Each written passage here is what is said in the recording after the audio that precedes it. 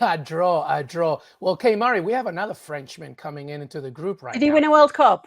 I don't think so. He hasn't told us yet, but maybe. But Julien Laurens is in the house. Bonjour, Julien, ça va? Listen, I do have a question, though, per what Frank talking about regarding the French national team. First of all, are there any updates, specifically at the back? Because I do believe that Konaté is going to take more of a, specific role here as they face Denmark tomorrow. What's the latest with the French national team? I'm sorry, then I'll disappoint you because there's no Konaté in the team tomorrow because Raphaël Varane is back in the starting 11. That's what happened in the training behind closed door tonight. I just finished a few minutes ago. I just got the team that Deschamps played. As Frank knows, you play the subs against the starters, obviously, the night before the game very often. And the starters for France were Lloris in goal.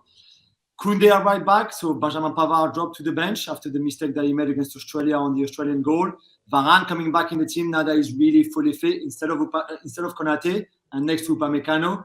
And then Theo playing at left back now that he's replaced his brother who unfortunately got injured. And then the rest is the same. We'll have Rabiot and Tchouaméni with Griezmann as a hybrid 8 and 10. And then the front three of Dembélé, Kylian, and then Olivier Giroud up front, who obviously can beat Thierry's records of the most goal ever scored for the French national team tomorrow. Frank, what were your thoughts on what you saw from France in that first game?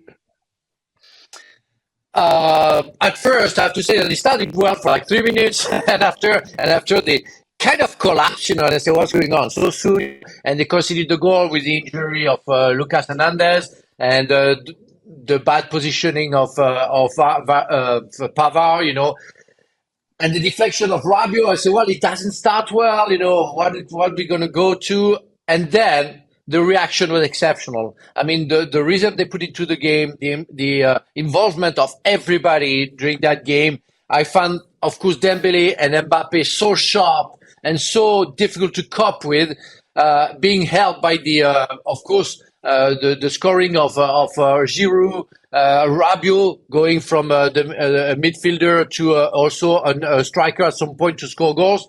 I think everything was right. We have question mark about the defensive situation because Varane comes back. He wasn't that good with Konaté and Upamecano. I think they missed. There was a lack of automatisms between them, which is absolutely normal. Will it be the same with Varane coming back? I don't know. But that's the only question mark. In terms of spirit, in terms of physique, strength, they're there.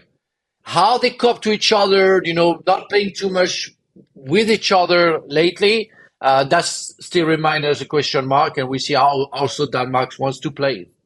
The only thing I'm going to add, Kate, just very quickly, the only thing I'm going to say is that game against Australia was very deceiving because Australia is not good, and France need to see what they can do against a much more collected side, much more cohesive side when they don't have the ball. That's Denmark. That's the only thing I'll say. I think that Denmark is a perfect test for this French national team because they're going to be a completely different challenge, I think. Thank you very much for watching ESPN FC on YouTube. For more highlights, analysis, and exclusive content, be sure to subscribe.